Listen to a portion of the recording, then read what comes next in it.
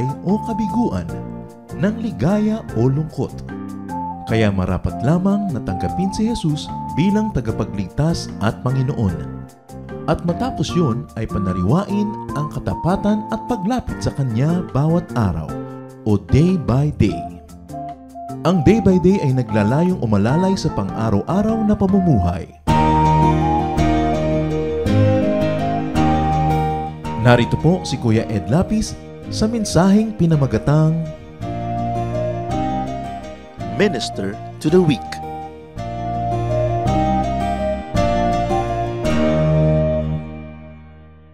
Sabi po sa Matthew chapter 6 verse 20, "But store up for yourselves treasures in heaven."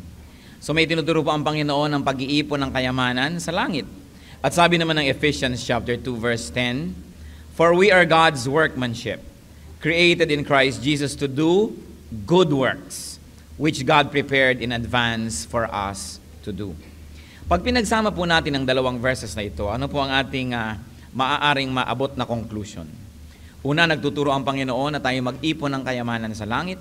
At pagkatapos sinasabi naman ng Ephesians na tayo'y nilikha ng Diyos para gumawa ng kabutihan. We were created in Christ Jesus to do good works, which God prepared in advance for us to do.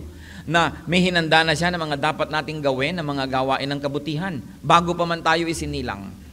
Kaya ang katapatan sa Kanya ay yung gawin kung ano ang Kanyang ipinlano. How does one gather treasures in heaven? Many ways, but one is by doing good works. And very especially, by doing good works to the poor. For the poor, in behalf of the poor. Sa Judgment Day po, na tinunghayan sa isang very quick fast forward sa Matthew 25:40, the king will reply, "I tell you the truth, whatever you did for one of the least of these brothers of mine, you did for me."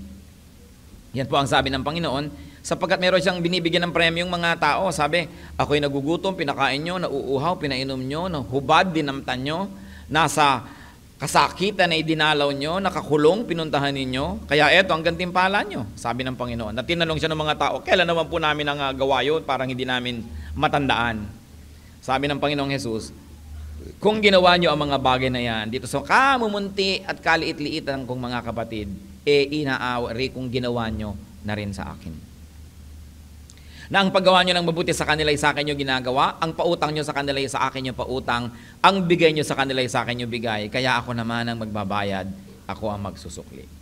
Yan po ang tema ng ating pag-aaral ngayon, ang title, Minister to the Weak. Maglingkod sa mga mahina. Heavenly Father, we thank you for this privilege of worship. Thank you, Lord, for the freedom that we have. Political freedom to worship you, physical freedom to come here and worship you in spirit and in truth, spiritual wisdom to worship you and no other God. The emotional freedom, O Lord, to place you above everyone else and to worship you. Salamat sa mga kalayaang ito. At bagamat binigyan nyo kami ng laya, Panginoon, sinusuko po namin ang aming free will and we ask you, let your will be done to us. May your message be our food, our medicine, our strength, our light, the salt of our life. And we pray, Father, that you may be our speaker. Gamitin nyo lang po inyong lingkod na tungtungan ng inyong makapangyarihang paa. Daluyan ng inyong makapangyarihang salita, subalit kayo po ang pagmulan ng lahat ng ito. May you increase, O Father, as we decrease, as we allow you to fill us with your holy, with your perfect, and with your powerful presence. And in the name of Jesus, our Lord and Savior, we reject all work of evil men and evil spirits. We place ourselves under your custody and protection, O God. Protect your people from ungodly disturbances, from people who take advantage of our trust. At nawa, Panginoon, kayo ang siyang mag-ingat sa iyong mga anak at ang kapayapaan niyo maghari sa puso namin nang marinig namin ang inyong tinig at kami sumunod. Pinupuri namin kayo, Panginoon, hinihiling na kayo ang maging tunay na tagapagsalita sa pangalan ng Panginoong Jesus. Napakahalaga po ang ministration to the weak, to the poor. At yan nga ay naging tema ng ilan na nating pag-aaral nakaraan at kanina, kamakailan. Why is it important to minister? First of all, let's take a look at ministering really as God would like us, that we should minister, first of all, to the physically weak. We should minister to the sick.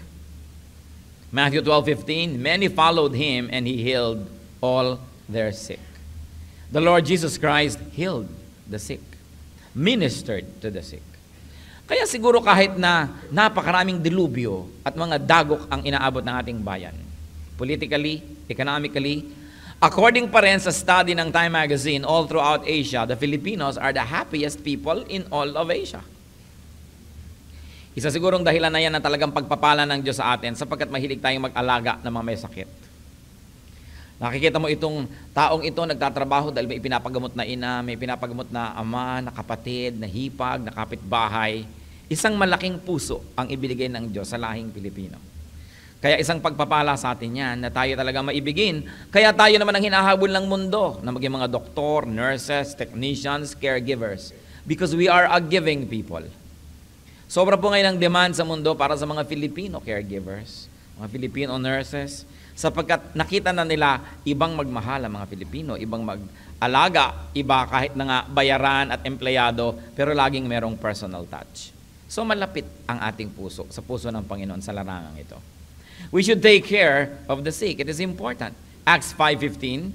As a result, people brought the sick into the streets and laid them on beds and mats, so that at least Peter's shadow might fall on some of them as he passed by. Sapagkat ginagamit ng Panginoon na daluyan ang pagpapala niya, maging ang kanyang mga alagad, ang mga tao naman ay sobrang nang naniwala sa mga alagad na madapuan lang ng anino ni Peter ito ay pwede na daw. But ang point here is not the endorsement of what they were doing, but that even Peter and all the other apostles were instrumental in healing people. At tayo na may pare-pareho lang nila Peter, ang pinagkaiba lang nila, sinilang sila nung panahong nandyan si Lord as a man, pero tayo pare-pareho lang iniligtas ng Panginoon, kaya kung paano sila ginamit, ay maaari tayong magamit. James 5:14, is any one of you sick? He should call the elders of the church to pray over him and anoint him with oil in the name of the Lord. So Christian leaders are to be instrumental in healing the sick. Ngayon, hindi naman ibig sabihin mayroong magical quality yung mga oil na yon. Kasi po, I would like to believe na may social value yung ibig sabihin nito ng anointing of oil. May anointing po kasi iba't ibang level yan eh. But to anoint a sick person with oil is parang pinaliguan mo, ni-refresh mo, ibig sabihin, o galing ka na, haharap ka na sa mundo, take it by faith that you are well. Hindi naman magical yung oil. We should minister to the weary, sa mga pagod na puso, mga pagod na katawan, mga pagod na nakakalimang daang nobyo na hirap na sa buhay, nakakatatlong live-in akong kani-kanino, mga pagod. Jeremiah 31:25, I will refresh the weary and satisfy the faint. So it is a ministration that we are careful to minister to the weary, and very especially, we should minister to the aged. So ang mga anak ng Diyos ay dapat naglilingkod sa mga may sakit, sa mga pagod, at sa mga may edad na, sa mga matatanda. Leviticus 19:32, rise in the presence of the aged, show respect for the elderly, and revere your God. I am the Lord. Nakita nyo na parang ang paglapastangan sa matatanda ay paglapastangan na rin sa Diyos. Sabi ganon. Kasunod respect for the elderly and revere your God. Siya ang naguutos. Igalang, arugain ang matatanda.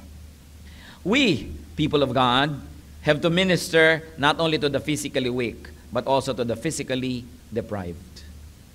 The hungry and thirsty. Psalm 107 verse 9, for he satisfies the thirsty, and he fills the hungry with good things. Nagpapainom sa mga kapuspalad. Nagpapainom sa mga nangangailangan. At yan pong pagpapainom, lalo na mga nakikiraan, na isa ring matanda nating kaugalian. Kailangan ay isipin natin na, sino ba ang nauuhaw? Sino ba ang pwedeng bigyan? Proverbs 25:21, if your enemy is hungry, give him food to eat. If he is thirsty, give him water to drink. At enemy pa yung pinag-uusapan, di lalo na kung friend mo, di lalo na kung kamag-anak mo, lalo naman to satisfy the hunger and thirst of the people around us. Enemy na nga yung binigay na example, sino pa ang pwede mo ngayong iwasan na tulungan? Isaiah 55 verse 1, come all you who are thirsty, come to the waters, and you who have no money, come, buy and eat. Come, buy wine and milk without money and without cost. Napakarami pong hindi makaunawa sa verses na ito. Paano ka bibiling hindi ka nagbabayad? Subalit, sa silangan po, lalo na noong unang panahon, kaugalian ng mga may kaya, at kahit hindi mayaman, biglang nagkaroon lang ako kayo at maluwag-luwag ako, Na kung may nagtitinda dito ng maruya o nagtitinda dito ng turon o tinapay o anuman, kakausapin ko siya, ako magbabayad ng lahat ng tinda mo. Sasabihin ko ngayon, lahat ng mahirap, lahat ng walang makain, halika kayo, bumili kayo dito, kunin niyo lahat ng kailangan niyo, walang bayad. Ganon kasi ako ang magbabayad. Nagawa na po ba natin yan kahit minsan? Na sabihin mo sa isang restaurant o sa isang karinderya, lahat ng pagkain mo dito, ako magbabayad ngayon. Nagyaya ka ngayon ng mga street children, mga pulubi, mga tao, ako magpapakain sa inyo. This is the very idea. Katulad din ng Panginoon, libre ang ating kaligtasan kasi siyang nagbayad.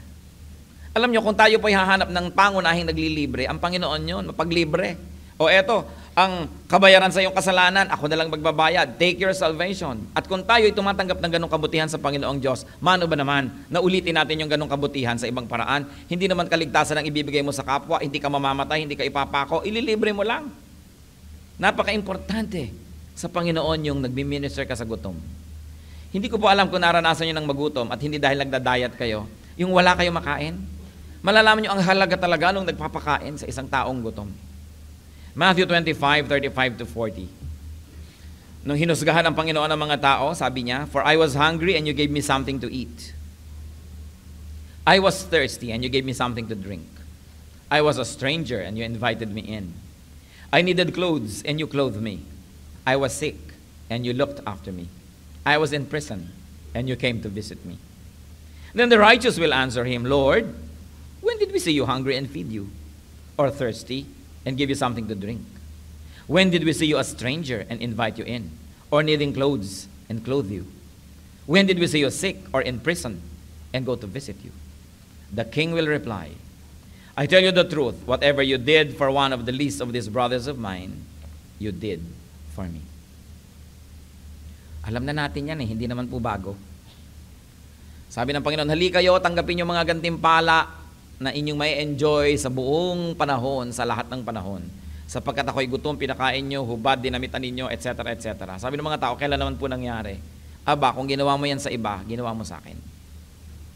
Ganon kalapit ang puso ng Panginoon sa mga kapuspalad, na inaari niya na siya ang ginagawa ng mabuti kung ang mga kapuspalad ay ginagawa ng mabuti. Pero may kabaligtaran din po ito. Sabi niya sa kabilang grupo, sige, talon na kayo sa impyerno. 1, 2, 3, talon na. Bakit naman po kami tatalon? Aba, sabi gano'n, nagugutom ako, di niyo ako pinakain. Nauuhaw ako, di niyo ako pinainom, etc., etc. At sabi ng mga tao, kailan naman ho namin ginawa yun? Hindi namin gagawin sa inyo yung kahit kailan, kayo ang Diyos Aba, kung may mga nangangailangan din nyo binigyan, may mga nauuhaw na hindi nyo pinainom, nagugutom na nyo pinakain, ako ang ginawa nyo nun. At ako ang sisingil sa inyo. Yan ang sinasabi ng Panginoon, very clear. That we should minister to the physically deprived. We should also minister to the socially weak. Meron ng mga tao, hindi naman ganun kahina ang katawan nila, pero socially speaking, they are very weak, like widows, orphans, and strangers. Mga balo, mga ulila, at mga estranghero. They are not to be taken advantage of. Hindi hindi ito taga-probinsya natin, mahalan natin ang bili ng kanyang kamote. May bumibili sa iyo, hindi taga sa inyo, mahalan natin kasi taga-iba yan Don't take advantage of strangers. Magtatanong ng direksyon, ililigaw mo pa. Tapos pagtatawanan mo dahil nawala siya. Meron namang mga lalaki, walang ginawa kundi kumindat-kindat sa mga balo. Naku, balo yan, kikindat-kindatan ko yan. Yung inaakit-akit at tinutokso-tokso, komo balo. Tinitake advantage. Meron naman ng mga lalaki talaga, ang lakas-lakas manligaw kasi yung nililigawan niya, ulila, ang nanay balo. Alam niyo po ba, marami sa statistics sa mga babaeng napariwara na kasi walang lalaki sa kanilang pamilya. Walang pinangimian yung mga manliligaw. No? Kasi nanay, tapos siya yung nasa bahay. Nagiging madali. Kung may 3 lalaking kapatid dyan na black belter, siguro mag-iisip-isip ng konti yung mga manliligaw who take advantage. So you should not take advantage of widows and orphans and strangers. Exodus 22 verse 22. Do not take advantage of a widow or an orphan. Never. So widows, orphans, and strangers are not to be denied. Job 31:16. Nung nagtatanong siya sa Panginoon, ano po ba kakasala ko? Saan po ba ako nagkamali? Sabi niya, if I have denied the desires of the poor or let the eyes of the widow grow weary, pwede sana mangyari sa akin to, pero hindi naman po, matulungin ako. So maging si Job, na dumanas sa kutakot-takot na hirap, naghahanap siya ng maaring maging paraan para mangyari sa kanya yun, pero sabi niya, wala naman akong makita, mabait nga ako pati sa mga ulila at sa mga balo. Ibig sabihin talagang yun ay isang katanggap-tanggap na ugali. And of course, widows, orphans, and strangers are not to be despised. Deuteronomy 24:17. Do not deprive the alien or the fatherless of justice, or take the cloak of a widow as a pledge. Alam niyo po nung araw, pagka ang mga balo ay nangungutang, walang makain, kailangan silang umutang, kuminsan yung pinagkakautangan ang kinukuha sa kanilang mga pledge, kailangan magbibigay sila ng kung anong bagay na pag hindi nila binayaran yung utang nila, hindi na nila mababawi. Yun yung kanilang mga balabal. Sabi, huwag na huwag. Natatanggapin nyo ang balabal ng isang balo bilang prenda. Nagugutom na nga, bibigyan nyo ng pagkain, pero akin na yung balabal mo, habang hindi ka nagbabayad, di ko babalik. Giniginaw na nga yung tao. Gutom na nga.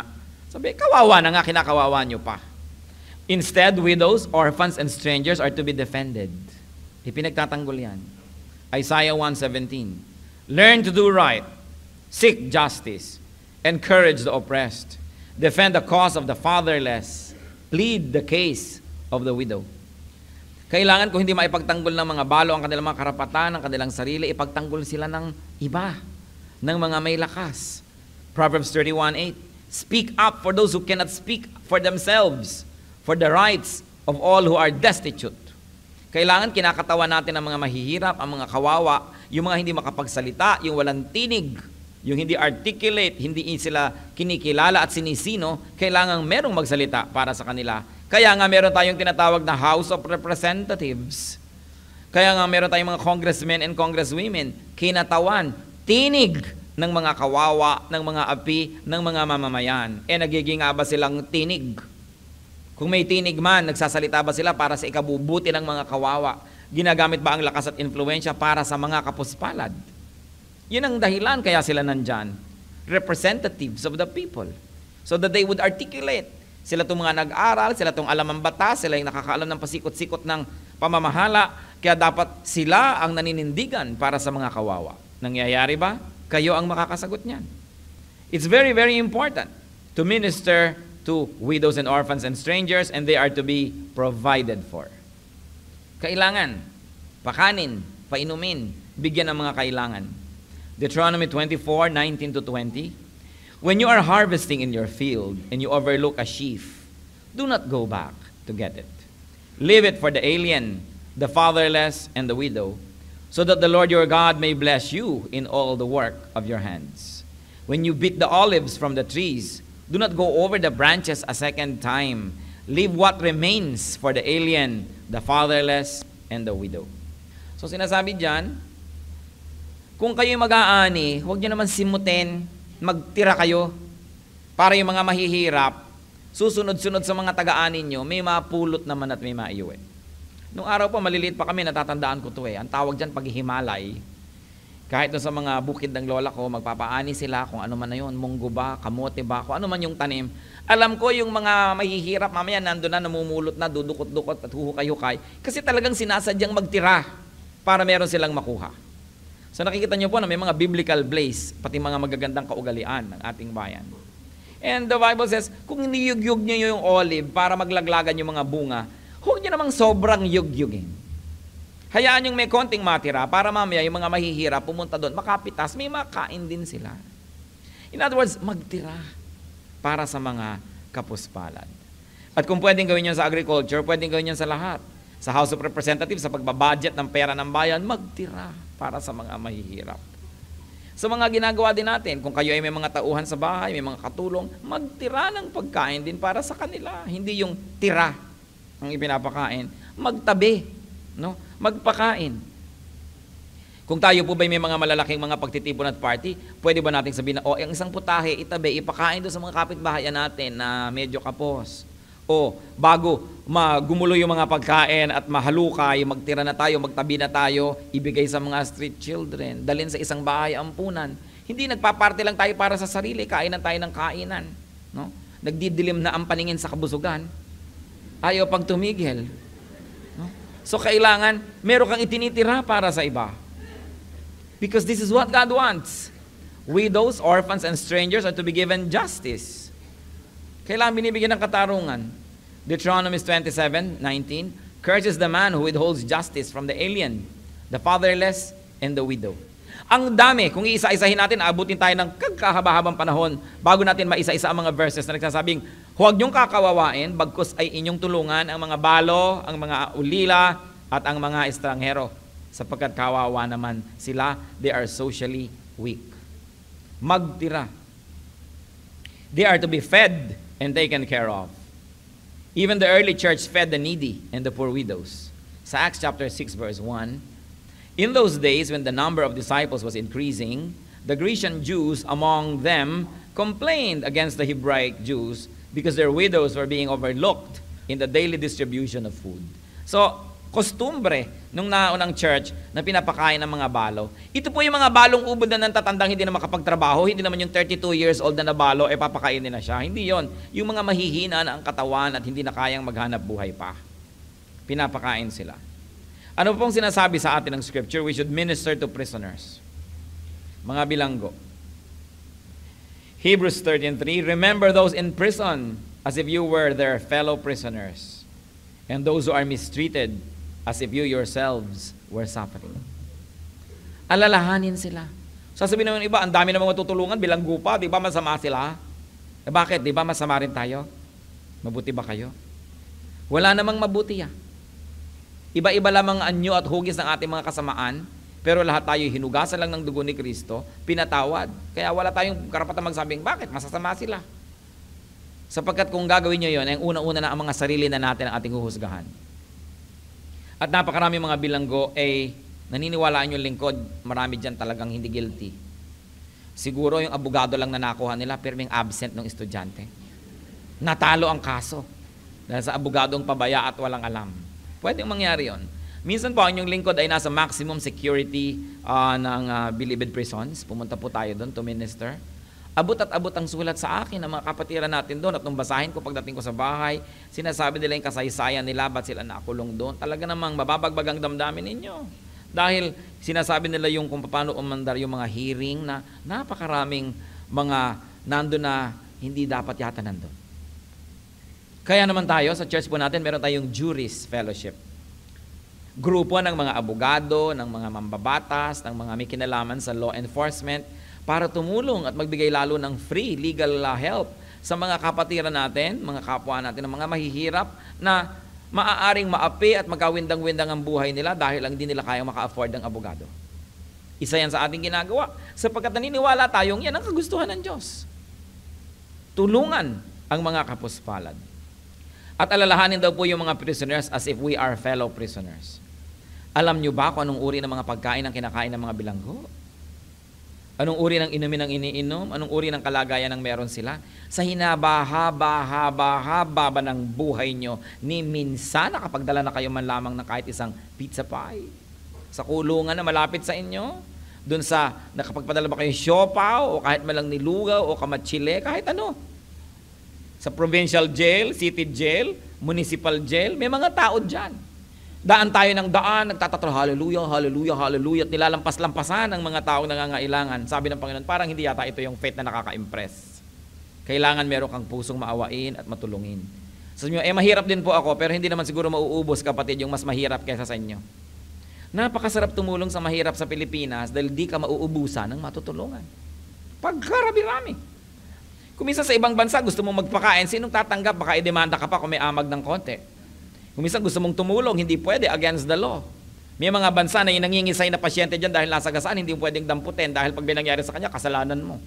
Tayo, ang dami mong pwedeng tulungan, kaya hindi ka mapafrustrate kung gusto mong tumulong. Ay kakafrustrate mo, wala ka na halos maibigay sa dami na kailangan bigyan.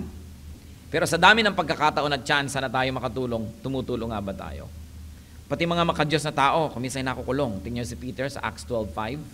So Peter was kept in prison, but the church was earnestly praying to God for him. Siya ay nakulong. Si John the Baptist ay nakulong. Si Peter ay nakulong. Si Paul nakulong. Napakarami mga propetang nakulong. Kaya hindi niyo pwedeng sabihin, masasama siguro sila kaya nakakulong sila. At kung hindi man sila relihiyoso o propeta, tayo may mga masasama rin, napatawad lang nga tayo sa pamamagitan ni Kristo. So sino tayo para magkait ng tulong? The people of God should minister to the oppressed. Sa mga api. Psalm 9:9, the Lord is a refuge for the oppressed. If Christ is a refuge to the oppressed, the Christians should also be refuge for the oppressed. Kasi ginagaya natin yung ginagawa ni Kristo. Kung siya'y kanlungan ng mga kapuspalad, edi tayo din dapat ay maging kanlungan ng mga kapuspalad. Psalm 82 verse 3, defend the cause of the weak and fatherless. Maintain the rights of the poor and oppressed. Dapat meron tayong ganung paglilingkod. Meron isang malaking nawawala sa ating tunay na pananampalataya kung wala tayong pagkalinga sa mga kapuspalad. Ecclesiastes 4:1. Again I looked and saw all the oppression that was taking place under the sun. I saw the tears of the oppressed, and they have no comforter. Power was on the side of their oppressors, and they have no comforter. Napakaraming mga naaapi. Hindi din nakakapagsalita. Wala silang tinig. Nilulunok na lang ang malalapot na laway. Humihikbi na lang, dinadaan na lang sa mga iyak na kumisay wala na ring luhang pumatak. Tayo po'y masyadong naliligid ng hirap. Hindi natin kailangan lumayo. Kahit kayo nasa mga exclusive villages, pader lang ang pagitan nyo doon sa slum sa kabilang gilid. Napakaraming paghihirap. Pero ang mga sarili nating paghihirap ay hindi sapat na dahilan para maging manhid tayo, magbulag-bulagan sa paghihirap ng iba. Lalo pa nga tayong nakakaranas ng hirap, ay higit lalong dapat tayong maging sensitive sa paghihirap ng ating kapwa. Lagi tayong lalong maging matulungin pa. That's why we say we help the poor, and if you think yourself as poor, then you help the poorer. Because this is what God wants. Malapit ang puso ng Panginoon sa mga kinakapos, nagigipit, sa mga mahihina. Daniel 4:27. Therefore, O King, be pleased to accept my advice. Renounce your sins by doing what is right, and your wickedness by being kind to the oppressed. It may be then that your prosperity will continue. Ano ang payo sa isang hari na dinadanas ang dilubyo? Sabi, itakwil niyo po ang inyong mga kasalanan, gawin niyo po ang tama, at maging mabuti kayo sa mga kawawa. At pag ginawa niyo yan, ay hindi malayo na kayo ay magkaroon ng kaunlaran. Maging secure ang inyong tenure, ang inyong buhay. Kung ang mga may kapangyarihan, ang may tinig, ay sakim. Ano mangyayari? Gagamitin niya ang kanyang kapangyarihan para lang sa sarili. Kung kayo executive manager, sa palagay nyo, inilagay lang kayo ng Diyos dyan para sa sarili. Hindi. Para arugain nyo yung mga supervisor, yung mga maliliit na empleyado. Hindi pag nagde-decide kayo ng bonus, ang laki-laki ng bonus ng mga taga-management, tapos halos walang inuwi, kundi mga sardinas na mga delata yung mga manggagawa, na siyang nangangailangan ng higit lalong malaking bonus. Ang lalaki ng mga pribilehiyo ng mga manager, ng mga supervisors, ng mga executives ng kumpanya, ang liit-liit ng inuuwi ng mga ordinaryong manggagawa. Kung meron kayong kapangyarihan, gagamitin yon para kalingain ang mga kapuspalad. Ano pong sabi ni Balagtas sa Florante at Laura? Ang haring mahilig sa yaman, mariing hampas ng langit sa bayan. Kaya pagka tayo ay merong position of authority, we must always remember that it is God's trust so that we can take care of the weak, not that we can take care only of ourselves and oppress the weak and exploit them for our aggrandizement and for our own pleasure. Ang lahat ng uri ng yaman at lakas at kapangyarihan na ipinagtitiwala lang ng Diyos, ipinahihiram niya upang maging mabuti tayong mga tagapagpairal ng kanyang kabutihan. We are not to exploit our position just for ourselves. God's heart is close to the sick, the weary, the naked, the deprived, the destitute, the prisoners, and the oppressed. Many people ignore them, but God's people are to minister to them. Ano po ang sumbat ng Panginoon sa maraming taong haharap sa Kanya sa araw ng paghuhukom? Matthew 25:35-40. For I was hungry and you gave me something to eat. Yan po ang Kanyang commendation dun sa mga mabubuti. I was thirsty and you gave me something to drink. I was a stranger and you invited me in. I needed clothes and you clothed me. I was sick and you looked after me. I was in prison and you came to visit me. Ang kabaligtaran po nito, isinumbat naman niya doon sa kabilang grupo. Then the righteous will answer him, Lord, when did we see you hungry and feed you? Or thirsty and give you something to drink? When did we see you a stranger and invite you in? Or needing clothes and clothe you? When did we see you sick or in prison and go to visit you? And the king will reply, I tell you the truth. Whatever you did for one of the least of these brothers of mine, you did for me. Ang bait-bait niyong ina, Kung mabait lang kayo sa sarili niyong kamag-anak, pati ang mga makasalanan, ganun din. So wala kayong pinag-iba. Sabi, even the ungodly know how to be good to their own. But because you are godly and you are God's children, you should be able to surpass what the ungodly people do. If they are good only to those who are good to them and good only to those whom they love, you must be good even to your enemies. That is what God says. Because you are my people. Iba kayo. So napakalaki ba naman ang pagkakaiba ng pagturing nyo sa inyong anak at dun sa inyong katulong? Siya na lang ba ang may karapatang kumain ng lahat at yung mga katulong nyo ay wala na? Puro mga buntot na lang ng mga biya, mga baga ng bangos. Pagka ang tao ibinigay sa inyo ng Panginoon, empleyado ninyo, tauhan ninyo, ang inahanap ng Panginoon, maging magulang din niya kayo nung tao na yon. Kaya ibinibigay nga sa inyo para kayo maging tagapag-alaga. Sapagkat ang lahat ng kapangyarihan ay pahiram ng Diyos para maging tulad tayo ng Diyos, natatangkilik sa mga taong nasa ilalim ng ating kapangyarihan. Ang dami ko nang nakikitang ganyan Napakabuting magulang, pinakain lahat sa anak. Pero yung pamangkin na nakikitira sa kanila na anak ng kapatid niyang mahirap, nako, nangalirang na't wala nang nakain. Pamangkin pa yon. Paano pa kung hindi pamangkin, di lalo na? Hindi nakaka-impress na mabuti kayo sa mga malapit sa inyo at mahal nyo. Natural lang yon. Kahit mga makasalanan, ganun din. Pero tayo mga anak ng Diyos, mabuti tayo maging sa hindi mabuti sa atin. Mabuti tayo maging sa hindi natin mahal. Kasi ang Diyos, mabuti nga sa atin Samantalang di niya tayo dapat kaano-ano at lumayo na tayo ng lumayo. Yun siya ang atin pong model. Sino po sa inyong mga paligid ang mahina? Tinutulungan nyo ba o lalong napagsasamantalahan? Como advance ng advance itong inyong halimbawa, inyong labandera, wala na kayong ginawa kundi sungit-sungitan siya. Bunto na ng kutakot-takot na laba. Hindi na makakibok kasi may utang Hindi dapat nakikita sa mga Kristiyano.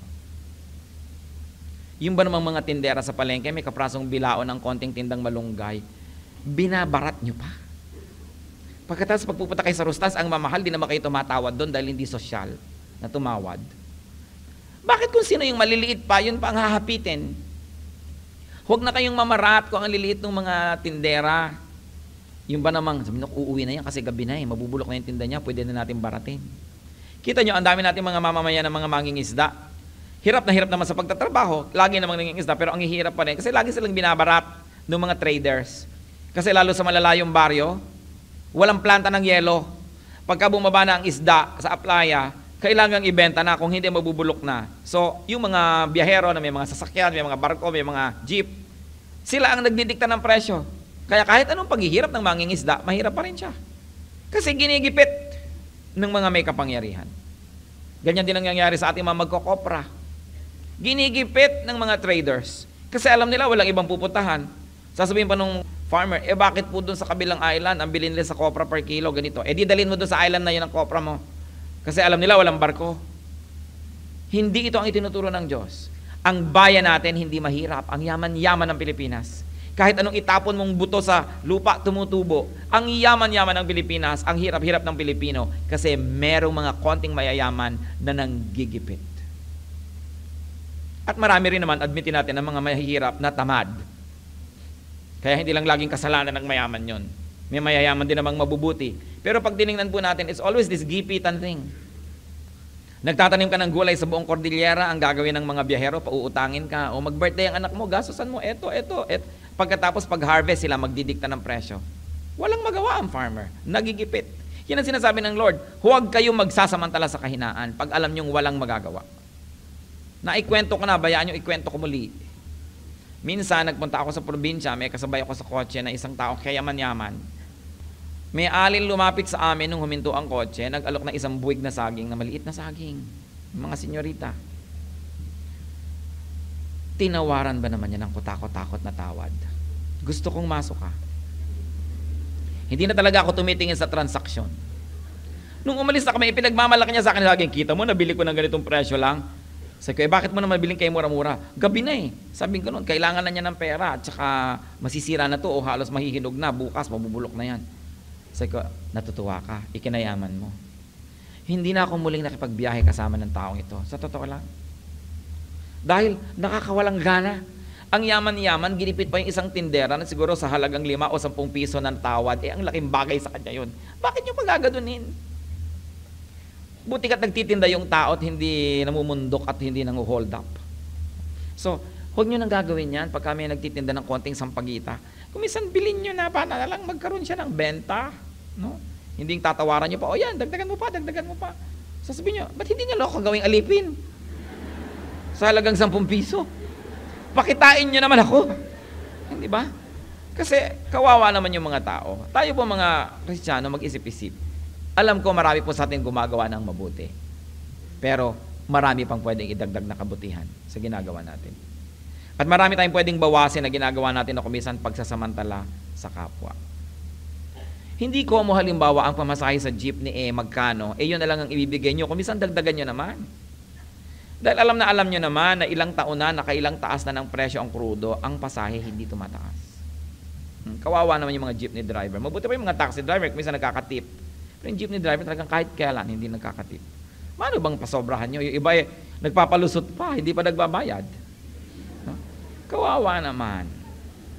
Buksan niyo ang inyong mata at tingnan, hanapin ang mukha ng Panginoon sa mukha ng kirami-raming mahirap.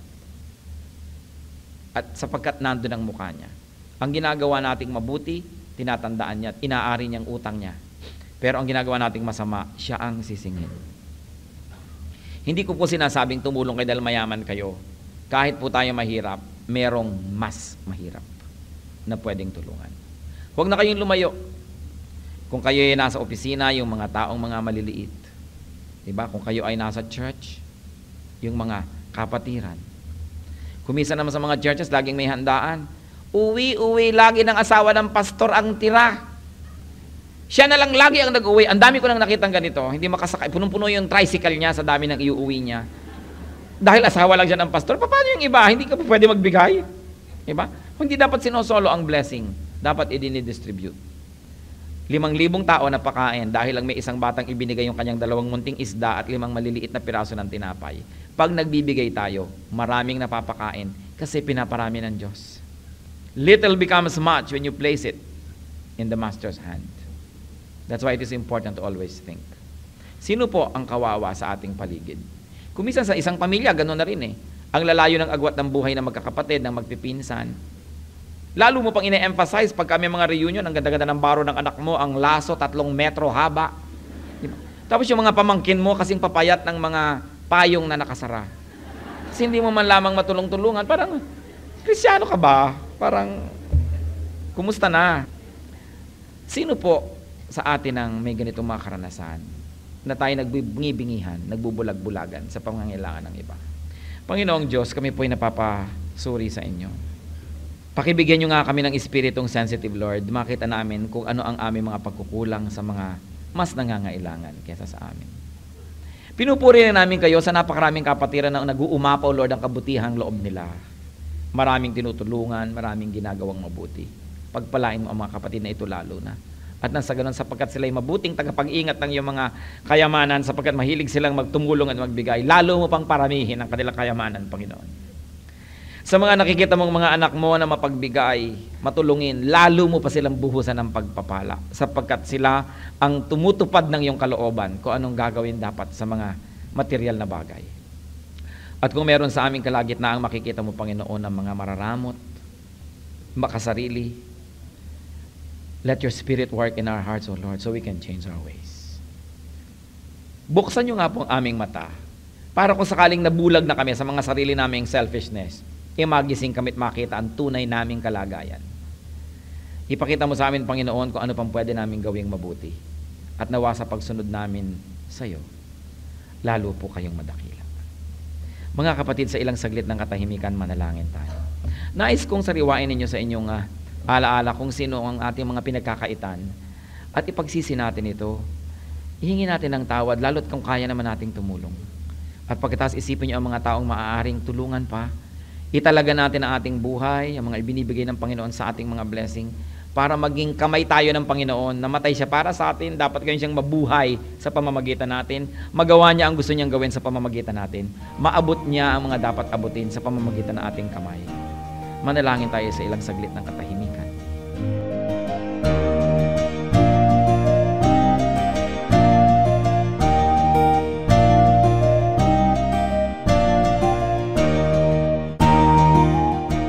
Ang katatapos pong mensahe ni Kuya Ed Lapis ay pinamagatang Minister to the Weak.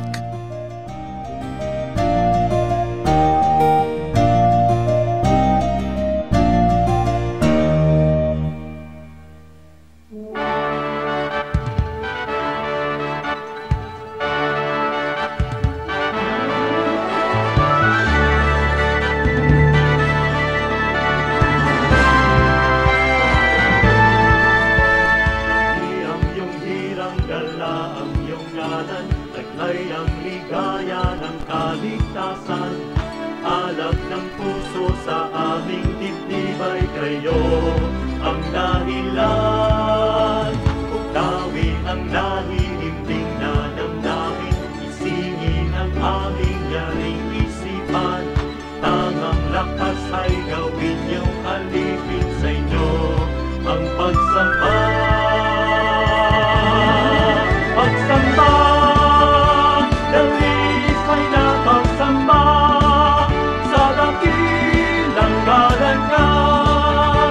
Halina sa pagsamba, pagsamba, dalis ay napagsamba sa dakilang ngalan niya. Halina sa pagsamba.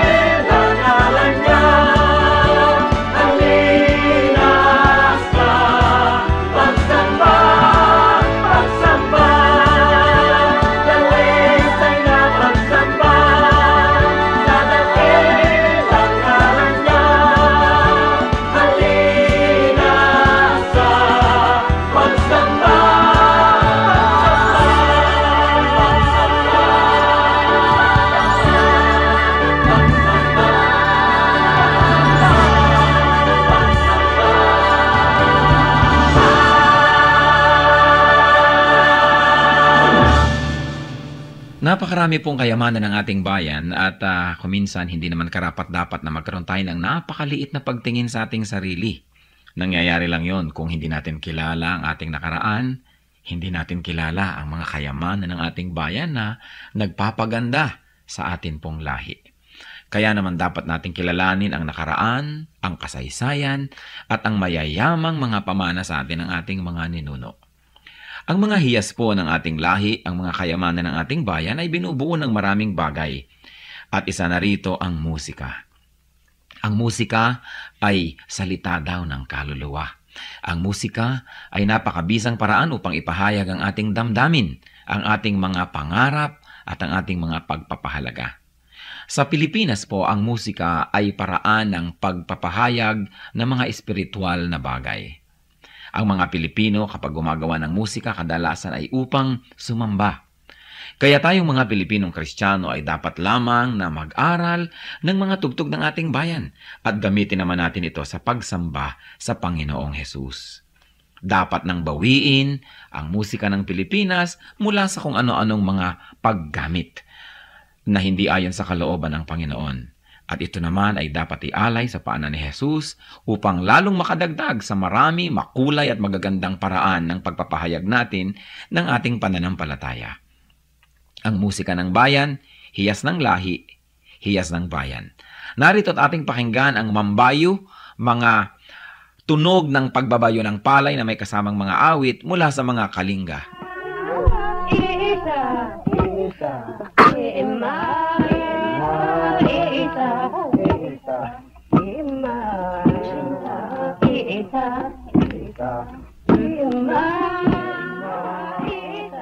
Ang mambabayo ay isang karaniwang gawain ng mga kalinga at ito ay pagbabayo ng palay.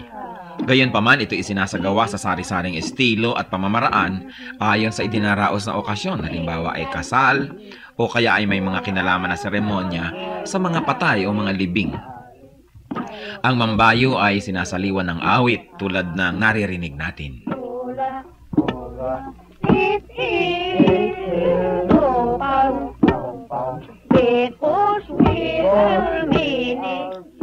Ang sinasaliwan ng awit na pagbabayo ng palay ay ginagampanan ng 8 kababaihan at sinasagot naman ng mga kalalakihan. Paulit-paulit at mauulit na maririnig ang ritmikal na pag-awit ng mga salitang ima, isa o insa.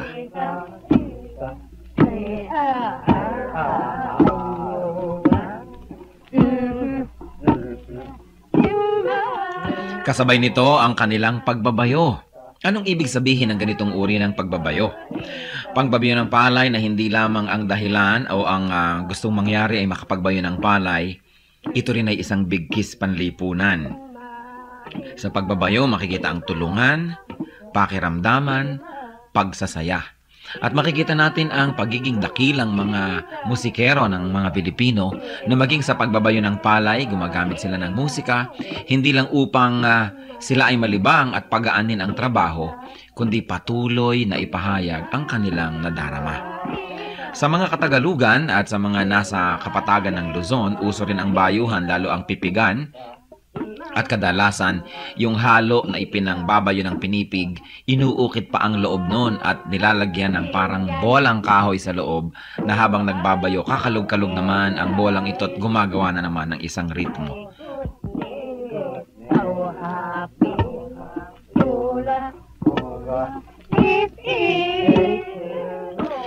Yan po ang mambayo, ang pagbabayo ng palay na may saliw ng mga awitan ng mga kalinga. Ano po ang maaari nating matutunan sa kayamanang ito ng ating lahi? Na ang bawat gawain natin ay maaaring saliwan ng musika. Lalong-lalo naman ang pagsamba natin sa Panginoon, ang ating mga paglilingkod, na sa paglalagay natin at paglalapat ng musika, hindi lang gumagaan ang ating trabaho, kundi na ipapahayag din natin ang ating damdamin. Musika ng bayan, kayamanan ng ating lahi, hiyas na dapat makilala at ingatan.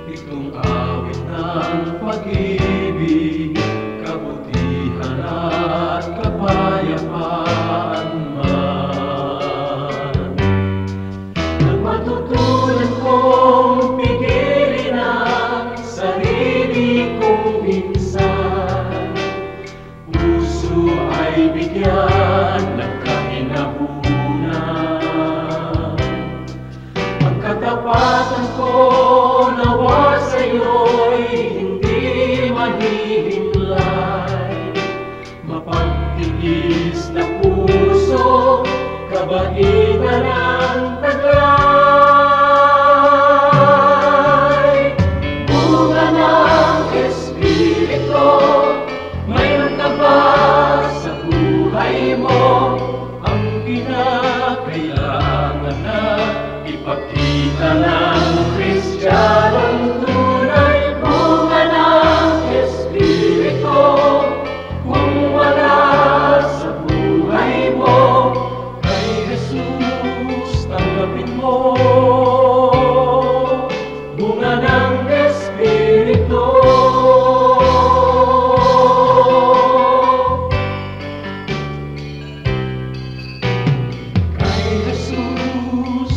tanggapin mo. Bunga ng Espiritu.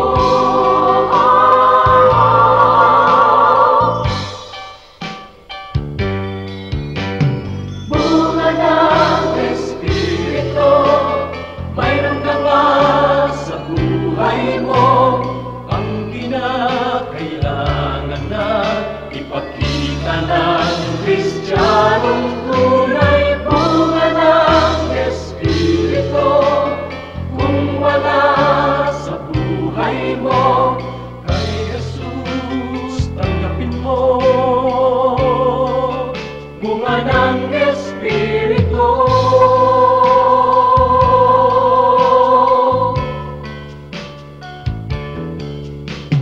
Kay Jesus tanggapin mo. Bunga ng Espiritu.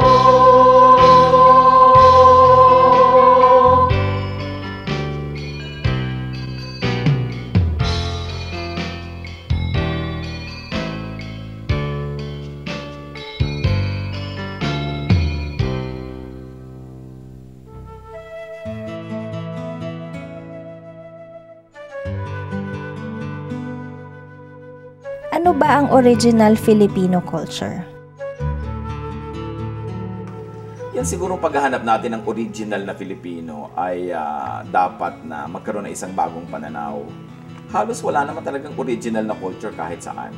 Kahit ang Chinese culture may influence ng kanyang mga kapitbahay, ang Indian culture, maging ang Jewish culture, maraming influensya yung mga neighboring countries. So siguro naman sobra pa kung hahanapan natin ng original Filipino culture. Pero kung ang ating hahanapin, yung culture na na-indigenize natin, na-process natin at naging Filipino sa application, naging Filipino ang kanyang form over the years, at yung generationally has been with us to the point that it has become our heritage and identity, marami. Arnis de Mano, for instance, ay isang na-proseso natin na martial arts na gumagamit ng mga sticks. Kuntao, na siya ring tradisyon ng maraming bansa sa Malaysia at sa Indonesia, ay na-develop at halos na perfect ng mga tausug at ng mga tao sa Southern Philippines. Marami tayong ganyang mga matatawag natin, kung hindi man original, because it is shared by many other races, na indigenize natin, na proseso, at ngayon Pilipinong-Pilipino na.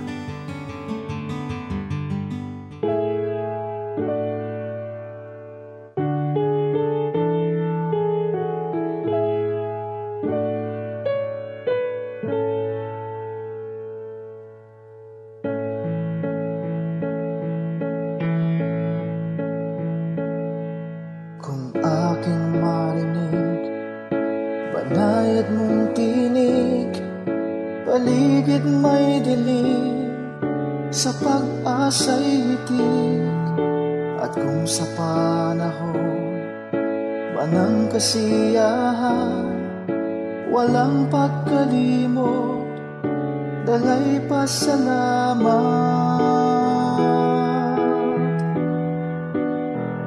Alay ko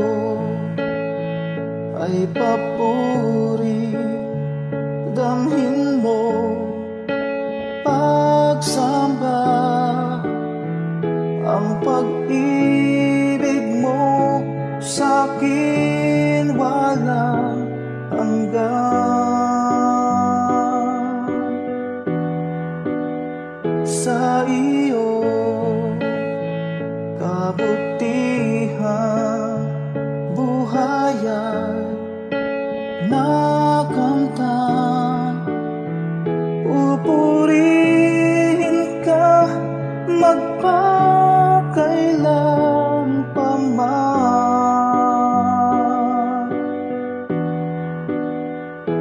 aking Diyos.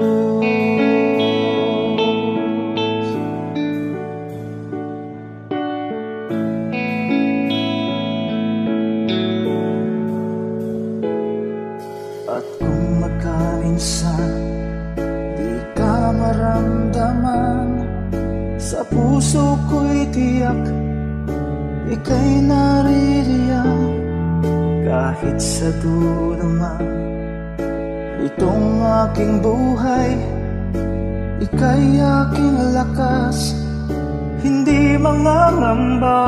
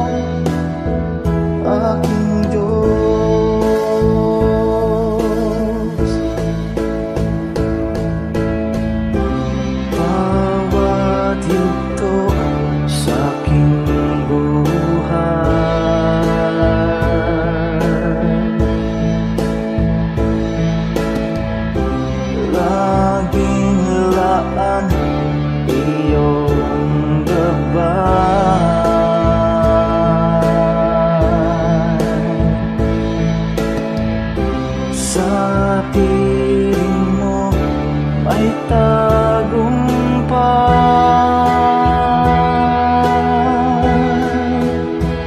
Alay ko ay papuri, damhin mo pagsamba. Ang pag-ibig mo sa'kin walang hanggan. Sa iyo kabutihan, buhayan, nakamtan. Pupurihin ka magpakailan pa man.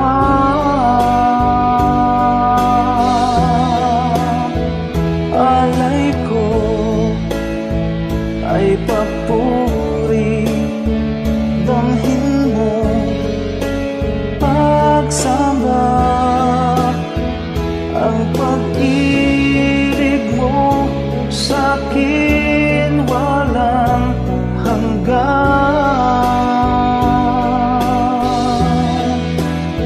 Sa iyo kabutihan, buhayan, nakamtan. Pupurihin ka magpakailan pa man.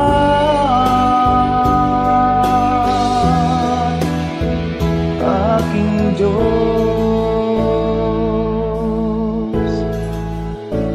aking Diyos,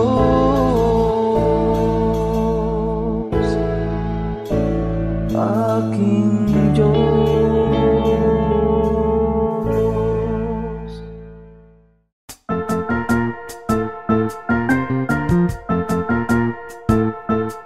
Oras na po para pansamantalang magpaalam ang programang Day by Day. Tayo po'y magsama-sama tuwing ika-6 hanggang ika-7 ng umaga, araw-araw. Magandang umaga po at mabuhay ang Panginoong Hesus!